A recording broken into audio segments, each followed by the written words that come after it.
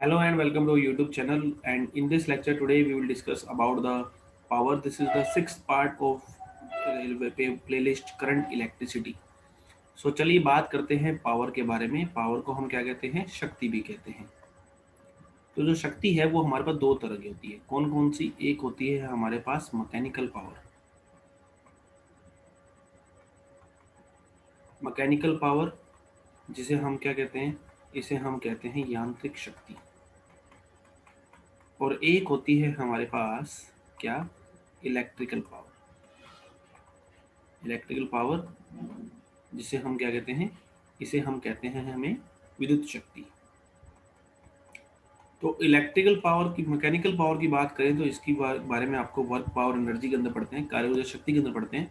बाकी आपको फॉर्मूला बताता हूँ। इसका फॉर्मूला होता है dW/dt और फॉर्मूला आता है इसका F.V।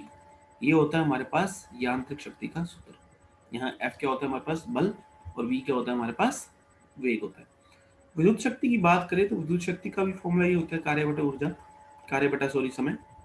अब कार्य बात करें कि यदि कोई बैटरी Q आवेश निकालेगी तो हमें पता है कि V का जो सूत्र होता है वो होता है W/Q। तो ऐसे के अंदर W का सूत्र क्या होगा? W का सूत्र होगा Q इंटू वी हमारे पास। सो हमें W का जो सूत्र देगा वो देगा Q इंटू वी, और T का हो जाएगा T। तो पावर का सूत्र हमारे पास क्या बन जाएगा? V इंटू आई, क्योंकि Q बटा T क्या होता है हमारे पास? I होता है। या फिर मैं ओम्स लॉ से V बराबर आई लिख दूं तो ये बन जाएगा I²R, या फिर बन जाएगा V²/R। तीनों ही फॉर्मूले यूज कर सकते हो, डिपेंड करता है किस जगह आप यूज कर रहे हो। जैसे कि आपको श्रेणी क्रम में 4-5 प्रतिरोध जुड़े हैं, तो आपको पता है सीरीज में या श्रेणी क्रम में करंट सेम रहता है, तो आप ये I²R वाला सूत्र यूज करो। आपको पता है आप क्या कर रहे हो? अब आप कर रहे हो, मान लीजिए समांतर क्रम में बल्ब लगा रहे हो, तो आपको पता है समांतर बल्ब में V सेम रहता है, तो आप ये वाला फॉर्मूला यूज करो। आपको बोला जाए एक बैटरी इतने वोल्ट की इतना करंट निकालती है, तो फिर आप ये वाला सूत्र यूज करो। तो मीन्स कि कोई सा भी फॉर्मूला यूज कर सकता है, तीनों सेम है। फॉर्मूला जो फेमस है वो I²R वाला है। उसका फेमस होने का कोई खास कारण नहीं है, जस्ट ऐसे नॉर्मली जनरली यूज किया जाता है। तो हमें जो यूज करना हो तीनों ही हम यूज कर सकते हैं। P बराबर V इंटू आई, I²R या V²/R, ये हमारे पास पावर के सूत्र होते हैं। ये फॉर्मूले कभी यूज किए जाएंगे? तब यूज किए जाएंगे जब आई क्या होगा? नियत होगा। मतलब जब क्या होगा? कांस्टेंट होगा, अर्थात जब जो धारा है वो हमारी समय पर निर्भर ना करती हो। नेक्स्ट अब आते हैं हम इसके मात्रक के ऊपर। तो इसकी मात्रक यूनिट की बात की जाए तो पावर का मात्रक होता है वर्क अपॉन टाइम। मतलब वर्क का टाइम मात्रक होता है जूल, और समय का मात्रक होता है क्या? सेकंड। तो जूल पर सेकंड, इसको हम क्या कहते हैं? वाट कहते हैं। इसके अलावा बड़े मात्रक होते हैं, किलोवाट होता है। किलोवाट क्या होता है? किलोवाट होता है 1000 वाट के बराबर। इसके अलावा एक हॉर्स पावर भी होता है। तो एक हॉर्स पावर में कितने वाट होते हैं? 746 वाट होते हैं। अब ये तो नॉर्मल बातें हैं जो आपको सबको पता भी होगी। अब बात करते हैं क्वेश्चंस की। तो क्वेश्चंस की बात की जाए तो क्वेश्चंस देखिए क्या होता है। जनरली एक कई बार खासकर जो बच्चे कंफ्यूज होते हैं इस बात में, कि मान लीजिए मैं ऐसे ही लिखा हो किसी बल्ब पे 220 वोल्ट 10 वाट। तो पहली बात, इसका मतलब क्या? इसका मतलब है कि 220 वोल्ट देने पर 220 वोल्ट देने पर 10 वॉट की पावर देगा। पावर लेगा या देगा, जो मर्जी आप कर सकते हैं। इसका मतलब ये होता है कि यदि इस बल्ब को आप 220 वोल्ट 220 वोल्ट दोगे तो 10 वोल्ट की पावर लेगा। आप मार्केट में जाके बोलोगे भैया हमें 50 वाट का बल्ब देना, तो 50 वाट का बल्ब आपको दे देगा। तो इस पर 220 वोल्ट पहले से ही प्रिंटेड होगा। क्यों प्रिंटेड होगा? क्योंकि इंडिया के अंदर जो सप्लाई वोल्टेज रहती है वो कितनी रहती है? 220 वोल्ट AC रहती है, और साथ साथ इसके आवर्ती मतलब फ्रीक्वेंसी भी प्रिंट रहती है कितनी? 50 हर्ट्ज। तो ये हमेशा क्या रहता है? कनेक्टेड, मतलब लिखा हुआ रहता है। तो जब तक आपको नहीं बोला जाए तो आप 220 मान के भी कैलकुलेशन कर सकते हो, अन्यथा कोई भी मान के कैलकुलेशन कर सकते हो। क्या है इसका मतलब, इसको भी मैं आगे आपको समझाऊंगा, लेकिन अभी इस लाइन का मतलब आपको मैंने बताया है। ठीक है, चलिए अब नेक्स्ट हम आगे बात करते हैं। हमारे पास क्या आता है नेक्स्ट? नेक्स्ट क्वेश्चन आता है हमारे पास कि 50 वोट व 25 वोट के दो बल्ब श्रेणी क्रम में लगाए जाते हैं। श्रेणी क्रम मतलब सीरीज में लगाए जाते हैं।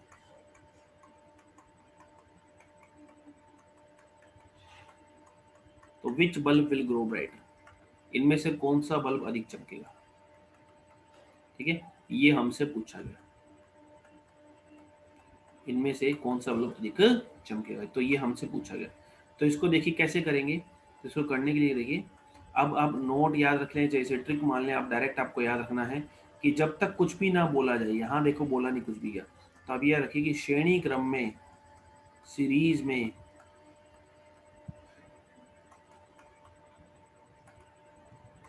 लो पावर या हाई रेजिस्टेंस का बल्ब ज्यादा ग्लो करता है, ज्यादा चमकता है। खास बात आप इसे ध्यान रखें कि सीरीज के अंदर लो पावर का जो बल्ब है वो क्या होता है, ज्यादा चमकता है। सीरीज में लो पावर का बल्ब जो होता है वो ज्यादा चमकता है। और पैरेलल के अंदर क्या होता है, तो देखिए पैरेलल के अंदर समांतर क्रम में लो रेजिस्टेंस मतलब निम्न प्रतिरोध या हाई पावर का बल्ब ज्यादा चमकता है। अब एक बात ध्यान दो, ये जो लिखा हुआ है मैंने, ये क्या है, ये है प्रिंटिंग पावर, जो उसके ऊपर प्रिंटेड है। प्रिंटिंग पावर है ये उसके ऊपर जो प्रिंटेड है।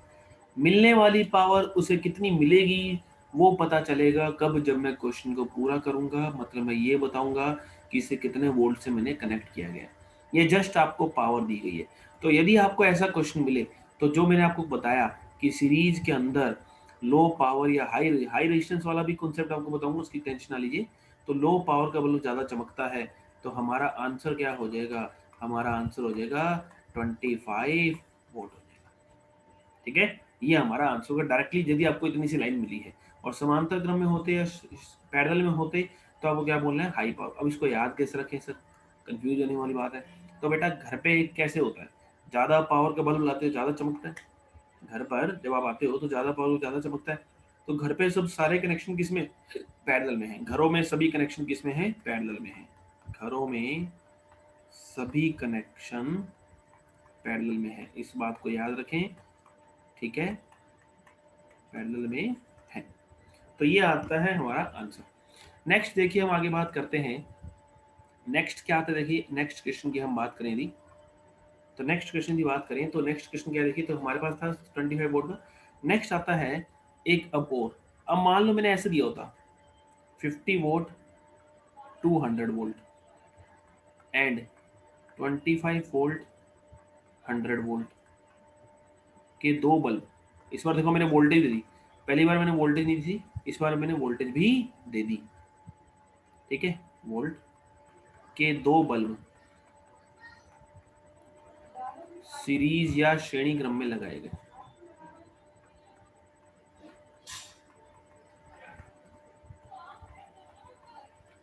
विच बल्ब विल ग्लो ग्रेटर, कौन सा बल्ब अधिक चमकेगा। ठीक है, ये आपसे पूछा गया कि कौन सा बल्ब जो है वो ज्यादा चमकेगा। तो देखिए इसको कैसे करना है। अब आपको यहाँ क्या दे दिया, वोल्टेज दे दी। पहले क्या था, पहले आपको वोल्टेज नहीं दी थी, देखिए पहले आपको सिर्फ नाम दिया था नॉर्मली का नाम। तो अब आपको वोल्टेज दे दी, तो ऐसे में अब क्या होगा, जब आपको ऐसे देगा, जब आपको ऐसे देगा तो ऐसे में क्या करना है, ऐसे में आपको ये ध्यान रखना है कि यहाँ पर आपको रेजिस्टेंस निकालना पड़ेगा। पहले क्या था, पहले हमने दोनों के लिए वोल्टेज सेम मान ली थी, अर्थात यहाँ पर 200 और अगले वाले में भी 200 मान लिया था। लेकिन अब जब ऐसा बोल दिया है, तब क्या करेंगे, तब इसका रेजिस्टेंस निकालेंगे। तो कैसे निकालेंगे, देखिए तो पावर का फॉर्मूला होता है वी स्क्वायर अपॉन आर। तो आर का फॉर्मूला क्या होगा, वी स्क्वायर अपॉन पी। तो वी स्क्वायर अपॉन पी होगा, तो वी का वैल्यू कितनी है, वी की वैल्यू है 200 इंटू 200। देखिए ये रहा, ये वाला है ना। और पावर कितनी है 50। तो ये कितना आ जाएगा, 50 से कैंसिल हो जाएगा ये 4 टाइम। और इस बल्ब का रेजिस्टेंस कितना हो जाएगा, 800 ओम हो जाएगा। फिर इसी तरीके से आप R2 निकालोगे, तो P2 बराबर वी स्क्वायर अपॉन R2। तो R2 बराबर कितना आएगा, वी स्क्वायर अपॉन P2। अब V कितना है, V है हमारे पास 100, इस बार 100 है, देखिए ये रहा। और अपॉन में कितना है 25, तो 25 कितना कैंसिल होगा 4 टाइम, तो कितना आएगा 400। अब कौन सा बल्ब ज्यादा चमकेगा, तो अब आएगा ये। अब तुम कहोगे सर ये वाला क्यों, उसका कारण भी बता दो। चलो ये भी सुन लो। मान लो हमने दो बल्ब लगा दिए, ये R1 प्रतिरोध है और एक का R2 प्रतिरोध है। अब मैंने यहाँ पे सप्लाई वोल्टेज लगा दी, कुछ भी लगाई हो, तो यहाँ से धारा बनी I। तो इस बल्ब को मिलने वाली शक्ति कितनी है, आई स्क्वायर आर। इस बल्ब को मिलने वाली शक्ति कितनी है, आई स्क्वायर आर। दोनों का आई तो सेम है, तो अब मिलने वाली शक्ति किस पर निर्भर करेगी, आर पर। तो जिसका आर ज्यादा हो उसको शक्ति भी ज्यादा मिलेगी। तो इसलिए R1 बड़ा है R2 से, इसलिए P रिसीव्ड, रिसीव्ड बोल रहा हूं, तो ये क्या है, ये प्रिंटिंग है भैया। ये तो ये है कि इतने वोल्ट तक काम कर सकता है, इससे ज्यादा मिल गया तो फ्यूज हो जाएगा। तो P रिसीव्ड जो 1 की है वो ज्यादा है किससे, P2 से, इसलिए 50 वोल्ट 200 वोल्ट का बल्ब अधिक चमकेगा। ठीक है, ये आपको याद रखना है, ये हमारा आंसर है। नेक्स्ट देखिए, हमारे पास नेक्स्ट क्वेश्चन आता है जिसे हम कहते हैं इक्विवेलेंट पावर।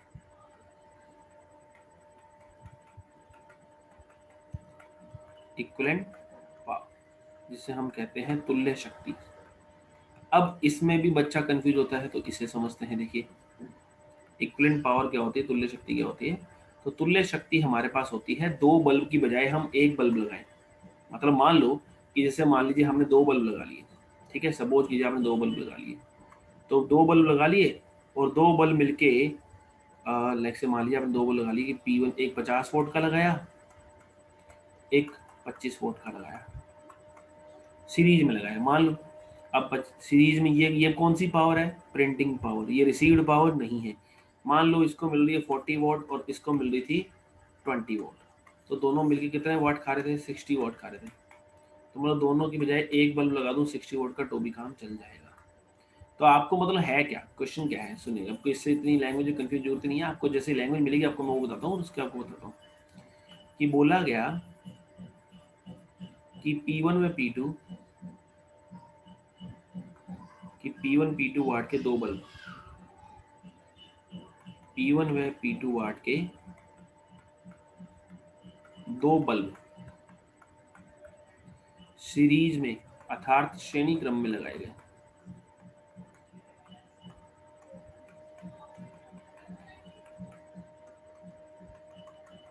तब तुल्य पावर ज्ञात करो, इक्विवेलेंट पावर। या कई बार बोल देगा कुल पावर क्या होगी, ठीक है, टोटल पावर क्या होगी। तो ऐसे में टोटल पावर का मतलब क्या, अब ये P1 P2 क्या है, ये P1 P2 है वो पावर जो इन पर पहले से प्रिंटेड है। भैया लगाने से पहले कैसे पता चलेगा, तो ये सोचो, आप खुद ही सोचिए कि वो पावर है जो प्रिंटेड है। तो ऐसे में क्या करना, देखो सीरीज में प्रतिरोध का सूत्र क्या होता है, R बराबर R1 प्लस R2। तो आप V² का भाग दे दीजिए, तो R अपॉन V² बराबर R1 upon V² plus R2 upon V²। तो ये क्या बन गया, ये बन गया 1 अपॉन P, ये बन गया 1 अपॉन P1 प्लस ये बन गया 1 अपॉन P2। पावर का फॉर्मूला आ गया। ये तुल्य पावर है, मतलब कि इन दो बल्ब की बजाय एक बल्ब आप लगाना चाहते हो तो इतने वाट का P वाट का लगा सकते हो। शॉर्टकट फॉर्मूला P1 का P1 P2 upon P1 plus P2, ये भी आप लगा सकते हो।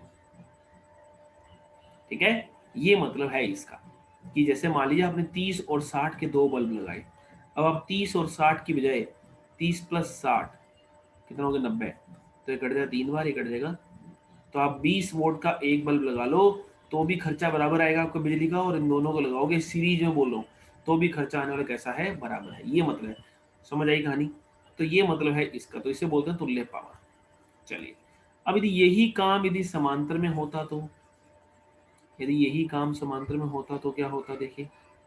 तो समांतर में हमारे पास होता, देखिए, तो हमारे पास समांतर में देखिए क्या होता। समांतर की यदि हम बात करते हैं, जिसे हम समांतर क्रम या पैरेलल कॉम्बिनेशन बोलते हैं,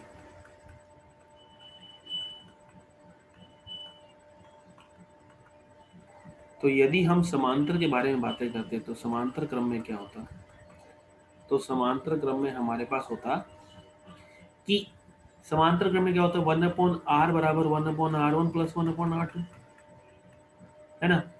समांतर क्रम हमारा क्या होता है 1/r प्लस 1/r2। तो 1/r की जगह v स्क्वायर मल्टीप्लाई कर दो तो v स्क्वायर अपॉन r बराबर v square upon r1 plus v square upon r2। तो ऐसे में v स्क्वायर अपॉन r क्या होता है p, v square upon r1 क्या होता है p1 और v स्क्वायर अपॉन r2 क्या होता है p2। तो p बराबर क्या आता है p1 प्लस p2। तो ये हमारे पास सूत्र आता है। तो p बराबर आता है हमारे पास p1 प्लस p2। तो ये आपको ध्यान रखना है। तो आपको कुल मिला के क्या रखना है कि ये है हमारे पास इक्विवेलेंट पावर किसमें, सीरीज में, और ये है हमारे पास तुल्य पावर किसमें, पैरेलल में। तो आपको ये दोनों फॉर्मूले डायरेक्ट ऐसे याद रख सकते हैं। चलिए ठीक है, तो ये हो गया हमारे पास सीरीज में और पैरेलल में। नेक्स्ट हमारे पास देखिए क्या आता है। नेक्स्ट हमारे पास आता है क्या, हीटिंग इफेक्ट ऑफ करंट, धारा का ऊष्मीय प्रभाव।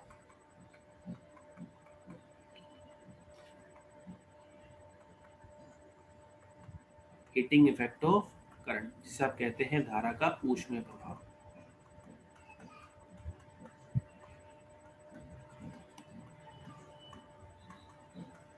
क्या है धारा का ऊष्मीय प्रभाव, देखिए सिंपल सा है, जब भी किसी तार में धारा प्रवाहित कराएंगे तो उसमें ऊष्मा बन जाएगी और यही हमारा धारा का ऊष्मीय प्रभाव है। इसके ऊपर काम करना जो चीजें हैं वो कौन कौन सी हैं, वो है हमारी आयरन प्रेस, हेयर ड्रायर, ये सब हमारी इसकी चीजें ऊपर है। ठीक है, चलिए अब देखिए थ्योरेटिकल तो ये हुआ। अब देखिए पावर का हमारे पास सूत्र क्या था, पावर का हमारे पास सूत्र क्या था, पावर थी कार्य बटा शक्ति, है ना। पावर हमारे पास क्या थी, मैं यहाँ लिखता हूँ साइड में, चलो इसी पेज पे लिखते हैं। मेरी ये पावर की बात करें तो पावर हमारे पास, शक्ति का सूत्र क्या था, तो शक्ति हमारे पास थी कार्य बटा समय। तो P बराबर था हमारे पास W बटा टी। तो W बराबर क्या होगा, P इंटू टी। तो W, ये W ही क्या बन जाएगा, ऊष्मा बन जाएगी, बराबर P इंटू टी। तो P कितना है भैया, P है हमारे पास VI, तो ये बन जाएगा VIT। हमारे पास P का formula V square upon R into T भी था, हमारे पास P का formula I square upon I square R into T भी था। तो तीनों फॉर्मूले किसके हैं, तीनों ही फॉर्मूले हमारे पास ऊष्मा के बन जाएंगे। इसका मात्रक क्या होता है हमारे पास, मात्रक होता है जूल, और क्या होता है, और होता है कैलोरी। अब जूल और कैलोरी में क्या संबंध है, तो 1 कैलोरी में 4.186 जूल होते हैं। एयरफोर्स सितंबर 2018 के अंदर कैलोरी की बीमा पूछी गई। पहला ही क्वेश्चन था जब जो मैंने जिस बच्चे के क्वेश्चन किया उसमें पहले ही क्वेश्चन, फर्स्ट क्वेश्चन ये था कैलोरी की बीमा क्या है। तो आपके लिए कैलोरी की बीमा आपको मुझे बतानी है, कमेंट सेक्शन में बताना मुझे कि कैलोरी की बीमा हमारे पास क्या होगी। अब एक बात आप ध्यान रखना, नोट, कि आपको कई क्वेश्चंस के अंदर ऐसा वर्ड मिलेगा, तो सुने क्या मिलेगा। कई क्वेश्चन आपको लिखे मिलेगा कि किसी प्रतिरोध में, किसी रेजिस्टेंस में,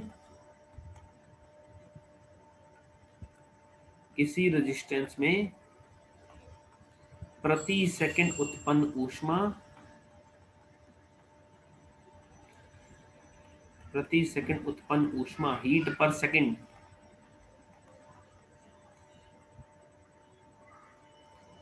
मान लो H है, तब अरे भैया ऐसी स्थिति में ये H पावर ही है, कोई दिक्कत नहीं है, क्योंकि हमें यहाँ क्या बोल दिया, पर सेकंड बोल दिया।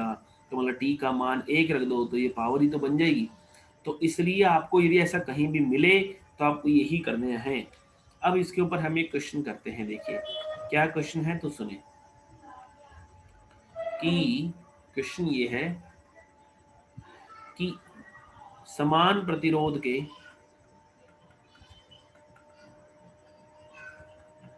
N हीटर, है ना, सबका रेजिस्टेंस R है, को पहले श्रेणी क्रम में, सीरीज में मतलब, तथा बाद में समांतर क्रम में, अर्थात पैरेलल में लगाया जाता है, तब दोनों स्थिति में उत्पन्न ऊष्मा का अनुपात ज्ञात करो। अनुपात मतलब रेशो ज्ञात करो। करने के बहुत तरीके हैं, ठीक है, लेकिन आप कैसे करें आपको मैं बताता हूँ। आप एक बार ध्यान दीजिए, इसमें क्या चीज़ नहीं बोली, इसमें सप्लाई नहीं बोली। तो ये तो पक्का है कि दोनों बार जब भी लगाने वाला है, दोनों बार जब भी लगाने वाला है, दोनों बार ही सप्लाई वोल्टेज क्या रहने वाली है, सेम रहने वाली है। ठीक है भैया, मैं मान लो दो एक हीटर लाया, पहले मैंने उन दोनों को सीरीज में लगाया, तब मैं उसको किससे जोड़ूंगा, घर से 220 वोल्ट से। बाद में पैरेलल में जोड़ूंगा तो भी किससे जोड़ूंगा, 220 वोल्ट से। तो ऐसे में आपको क्या चीज सेम माननी है, वी सेम मानना है, सप्लाई वोल्टेज सेम माननी है, इस बात का आपको ध्यान रखना है। ठीक है, खास कर ध्यान रखना है आपको इस बात का कि वी हमारे पास क्या होना चाहिए, समान होना चाहिए। ठीक है, ठीक है। तो भैया बस अब क्या है कि पावर के तो बहुत सारे फॉर्मूले हैं, तो आप पावर सीरीज में जब लगानी है तो क्या करें। देखो सीरीज में मैंने लगाया, ये आर था, ये मान लो एक और दो का मैं ऑप्शन ले रहा हूँ, और हमने वी लगा दिया। अब एक तरीका तो क्या है, मैं इसकी अलग से पावर निकालूं, इसके अलग से पावर निकालूं, फिर जोड़ दूं, वो तो बड़ा लंबा पड़ जाएगा ना यार तरीका। तो आप ऐसे में क्या करें, आप डायरेक्ट आंसर बताता हूँ आपको कि पी सीरीज का क्या फॉर्मूला आएगा। तो पी सीरीज का फॉर्मूला आएगा कि मैं दोनों को एक बना लेता हूँ। अब मैं दोनों को एक बना लूँ तो 2R आ जाएगा, और अब इसे सप्लाई वोल्टेज कितनी मिलेगी, वी, तो सीधा सीधा आ जाएगा। तो ऐसे में आपको लगाना है वी स्क्वायर बटे आर सीरीज, और पैरेलल के अंदर क्या लगाना है, समांतर क्रम में क्या लगाना है फॉर्मूला, तो वी स्क्वायर बटे आर पैरेलल। ठीक है, तो आपको अलग अलग बनाने की जरूरत नहीं है, सेम ही मानकर चलना है। तो ऐसे में पी सीरीज बटा पी पैरेलल क्या आएगा, श्रेणी क्रम और समांतर। अभी आप तुम कहोगे सर आप तो पावर ले रहे हो, हमसे हीट पूछा है। बेटा हीट और पावर एक ही चीज है, कोई दिक्कत नहीं है। लो तुम्हें हीट करनी है, टी का मल्टीप्लाई कर लो, टी भी कट जाएगा रेशियो में। तो ऐसे जब आप करोगे तो क्या आएगा, r parallel upon r series आएगा। तो आर पैरेलल कितना होता है, r by n. R series कितना होता है, एन आर। आर से आर कट जाएगा, तो p series upon p parallel कितना आएगा, तो ये आएगा हमारे पास एन स्क्वायर। ठीक है, तो p series upon p parallel हमारे पास कितना आएगा, एन स्क्वायर आ जाएगा। तो इस बात का आप ध्यान रखें, डायरेक्ट फॉर्मूला आप याद रखें, ये आपके काम आने वाला है फॉर्मूला। ठीक है, चलिए। बहुत टाइम पहले लगभग 17 के अंदर एक क्वेश्चन आया था कि किसी बल्ब का ताप बढ़ने पर, टेम्परेचर बढ़ने पर पावर पर क्या प्रभाव पड़ता है। टेम्परेचर बढ़ने पर पावर पर क्या प्रभाव पड़ेगा यदि किसी बल्ब की ऑपरेटिंग पावर है तो। सो देखिए ऐसे पावर के क्या फर्क पड़ेगा। अब पावर का फॉर्मूला देखा जाए तो एक तो वी स्क्वायर वी इंटू आई भी है, बच्चा कंफ्यूज होता है देखो। एक आई स्क्वायर आर भी है, एक वी स्क्वायर अपॉन आर भी है। कौन सा लगाएं यार, क्या दिक्कत आ गई है ना। तो ऐसे में आपको कौन सा फॉर्मूला लगाना चाहिए, ये फॉर्मूला लगाना चाहिए। ये क्यों नहीं लगाना चाहिए, क्योंकि बेटा आई बनता है जब हम सर्किट में लगाएंगे तब। ये वी 220 वोल्ट तो पहले से प्रिंटेड है ना भैया। आप 5 वोल्ट की सप्लाई दो, 6 वोल्ट की सप्लाई दो, उसका तापमान से कोई लेना देना नहीं है। तो ये 20 पे कोई फर्क पड़ना नहीं है, फर्क पड़ेगा इस पे आर पर। तो पी जो है वो किसके उत्क्रमानुपाती हो जाएगा, आर के उत्क्रमानुपाती हो जाएगा। तो टेम्परेचर बढ़ाने पर पावर क्या होती है, पावर सॉरी रेजिस्टेंस क्या होता है, प्रतिरोध क्या होता है, प्रतिरोध बढ़ता है। तो पावर क्या हो जाएगी, पावर घट जाएगी। तो आप इसको डायरेक्ट याद रखें, ये हमारे पास चीजें हैं, ध्यान रखिए। ओके चलिए, बहुत बढ़िया। नेक्स्ट हमारे पास क्या आता है, नेक्स्ट हमारे पास आता है क्या, नेक्स्ट हमारे पास आता है heating number of unit, number of unit. ठीक है, यूनिट की संख्या, इसे हम बोर्ड ऑफ ट्रेड यूनिट भी कहते हैं, BOT unit. BOT unit, BOT मतलब क्या होता है, बीओटी होता है बोर्ड ऑफ ट्रेड यूनिट। ये एक यूनिट की परिभाषा क्या है, तो एक यूनिट को माना जाता है एक केडब्ल्यूएच। एक केडब्ल्यूएच मतलब होता है 1 किलोवाट घंटा, 1 किलोवाट आवर। कभी आप अपना घर के बिजली का मीटर देखना, उसके अंदर आप बटन दबाना तो आपको साइड में छोटा सा KWH लिखा होगा, तो ये होता है। तो कई बार क्वेश्चन पूछा जाता है कि एक KWH में कितने जूल होते हैं, इंपॉर्टेंट है। आप बताइए मुझे स्क्रीन पोस्ट करके कि एक KWH में कितने होंगे। तो के को हम होता है किलो, किलो मतलब 1000, कहीं भी किलो वर्ड आ जाए तो वो 1000 होता है, ठीक है। जहां भी नैनो वर्ड आ जाए वो क्या होता है, 10⁻⁻⁴ किलोग्राम 1000 ग्राम, किलोमीटर 1000 मीटर। तो 1 घंटे के अंदर कितने सेकंड होते हैं, 3600। तो ये क्या बन गया, वाट सेकंड। तो वाट सेकंड क्या होता है हमारे पास, सोचिए। पावर का फॉर्मूला था वर्क अपॉन टाइम। तो वर्क बराबर पावर इंटू टाइम। पावर वाट में, पावर किस में है, वाट में है, और समय किस में है, सेकंड। वापिस देखो, पावर होता है वर्क अपॉन टाइम, तो वर्क किस में, जूल में, और समय किस में, सेकंड में। तो जूल बराबर क्या आ गया, पावर इंटू सेकंड। पावर किस में होती है, वाट में। सो वाट इंटू सेकंड क्या होता है, जूल होता है। तो कितने जूल हो जाएंगे, 36 इंटू 10⁵ जूल। तो आप याद रखिए, बड़ा बड़ा मैं लिख देता हूँ कि एक यूनिट में कितने जूल होते हैं, 3.6 इंटू 10⁶ जूल होते हैं। डायरेक्ट याद रखें। तो यदि आपको कहीं भी नंबर ऑफ यूनिट निकालने का मौका मिल जाए, या कहीं भी नंबर ऑफ यूनिट निकालनी हो, चलो आपको न्यूमेरिकल ना सही, हालांकि इंपॉर्टेंट रहता है ऐसा न्यूमेरिकल एयरफोर्स में। चलो एक और एयरफोर्स से हटकर यदि हम अपने कमरे का बिल निकालना हो बिजली का, कि हमारे कमरे का बिजली का बिल कितना है रूम का, तो आप उसको कैसे निकाल सकते हैं, देखिए। तो उसका फॉर्मूला होता है पावर बराबर, सॉरी, यूनिट बराबर नंबर ऑफ यूनिट एन बराबर, तो उसका फॉर्मूला होता है हमारे पास नंबर ऑफ यूनिट एन बराबर नंबर ऑफ डिवाइस, कितनी युक्तियां हैं, इनटू टाइम, कितने घंटे चल रही है वो आर में, इनटू पावर, किसमें, वाट में। मतलब किलो वाट होगी तो भी आपको किसमें बदलना पड़ेगा, उसको वाट में बदलना पड़ेगा, अपॉन 1000। इतनी यूनिट होती है। जैसे हम करते हैं, मान लीजिए क्वेश्चन करते हैं कि एक कमरा है हमारे पास, एक रूम है, उसके अंदर हमारे पास एक फैन है 200 वोल्ट का, 4 आवर चलता है डेली, ठीक है। फैन है हमारे पास, एक हमारे पास लाइट है, कितने वोट की, 100 वोट की, कितने टाइम चलती है, 5 आवर चलती है, ठीक है।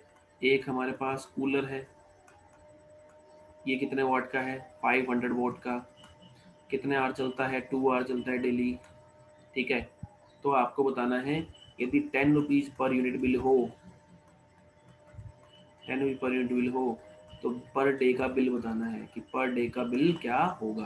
स्क्रीन पॉज करके ट्राई करिए आप, ठीक है, और फिर मैं इसका सोल्यूशन लिखता हूँ। तो देखिए कैसे करना है। तो सबसे पहले देखिए, फैन के कारण यूनिट निकाल लेते हैं। तो U1, ये डिवाइस D1 हो जाएगी, ये डिवाइस D2 हो जाएगी, ये डिवाइस D3 हो जाएगी। तो इसके कारण कितने फैन है, एक फैन है, कितने वाट का है, 200 वाट का है, कितने घंटे चल रहा है, 4 आवर चल रहा है, अपॉन क्या आ जाएगा, 1000, 0 0 0 0 कट जाएगा, कितना आएगा, 0.8। U2 कितना, कितने लाइट है, एक लाइट है, कितने घंटे की, कितने आवर की है, 100 वाट की है, कितने दिन चलती है, 5 आवर चलती है, अपॉन 1000, तो कितना आ जाएगा, 0.5। कूलर कितना है, एक कूलर है, कितने वाट का है, 500 वाट का है, कितने आवर चल रहा है, 2 आवर चल रहा है, अपॉन 1000, तो कितना आ जाएगा, 1 यूनिट आ जाएगा। तो टोटल यूनिट कितने बिल लगेंगे, टोटल यूनिट हमारे कितने खर्च होंगे। सो टोटल यूनिट खर्च होंगे हमारे, देखिए, 1 प्लस 0.8 प्लस 0.5, ठीक है। तो ये आ जाएगा 2.3 यूनिट। पर यूनिट का बिल कितना है, 10 रुपीज। सो टोटल एक्सपेंस कितना आएगा, कितना बिल का खर्चा आएगा हमारा। सो टोटल एक्सपेंस आएगा 10 इंटू 2.3, मतलब 23 रुपीज पर डे का खर्चा हमारा आ जाएगा। महीने का निकालना है, महीने का निकाल लीजिए, पर डे का निकालना है, पर डे का निकाल लीजिए, ठीक है। तो ये होगा हमारा नेक्स्ट क्वेश्चन। तो चलिए, आज का वीडियो हमारा यहीं तक का था। सो होप आपको आज का वीडियो अच्छा लगा होगा। सो पढ़ते रहिए, बनाए रखिए माहौल पढ़ाई का। So thank you, have a nice day, जय हिंद।